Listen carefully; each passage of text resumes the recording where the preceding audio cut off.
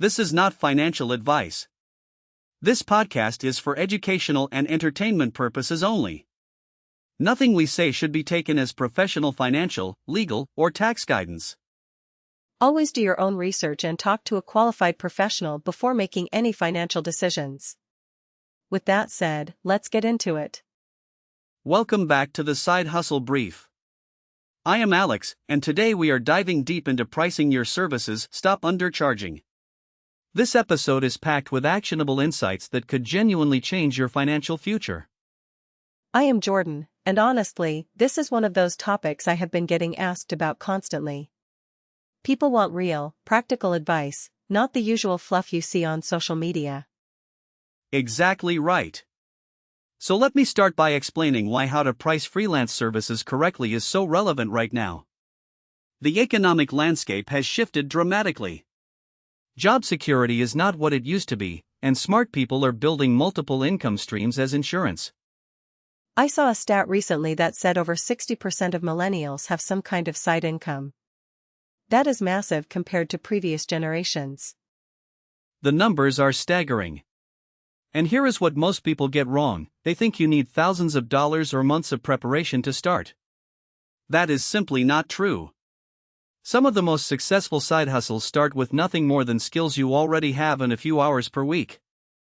So what would you say is the absolute first step someone should take if they are listening to this and thinking about starting something? Great question. Step 1 is what I call the skill inventory. Grab a piece of paper and spend 30 minutes writing down every skill you have. Professional skills, hobbies, things people ask you for help with. Do not filter yourself, just write. What kind of things count? Like, does being good at organizing count? Absolutely. Organization skills are incredibly valuable. People pay professional organizers $50 to $100 an hour. Home organization, digital file management, helping small businesses set up systems. That is a real service people need and will pay for. I never thought about it that way. What are some other skills people overlook? Writing skills, even basic ones. Social media management. Being good with spreadsheets. Teaching or explaining things clearly. Being patient with technology and helping others learn it. Photography with just your phone. The list is endless. Okay, so someone does this skill inventory. What is next? Next is validation. This is where most people mess up. They skip this step and spend weeks building something nobody wants. Instead, take your top 3 skills and ask yourself, who would pay for this, and can I reach them? How do you actually validate though?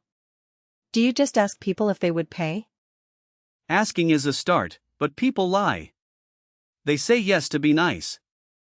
Real validation is getting someone to actually pay you, even a small amount. Post in local Facebook groups. Tell friends and family what you are offering. The goal is one paying customer within 2 weeks. 2 weeks seems aggressive. Is that realistic? It is not only realistic, it is necessary. If you cannot get one person to pay you in 2 weeks, that tells you something important about your offer. Either the service needs tweaking, your messaging is unclear, or you are targeting the wrong audience. That makes sense. What about pricing? I feel like so many people undersell themselves. Pricing is psychological.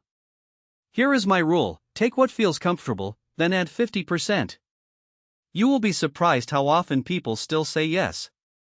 And starting too low is harder to fix than starting a bit high. What about time management? Most people have jobs and families. Where does the side hustle fit? This is crucial. I recommend starting with just 5 hours per week. That is it. 1 hour per day on weekdays, or a few hours on the weekend. Protect that time like a meeting you cannot miss. Put it in your calendar. Only 5 hours? Can you really build something meaningful with that? You would be amazed. 5 focused hours beats 20 scattered hours. In 5 hours you can serve 2 to 3 clients, handle admin work, and do some marketing. Once you validate the concept and have income coming in, then you can decide if you want to scale up. Let us talk about common mistakes.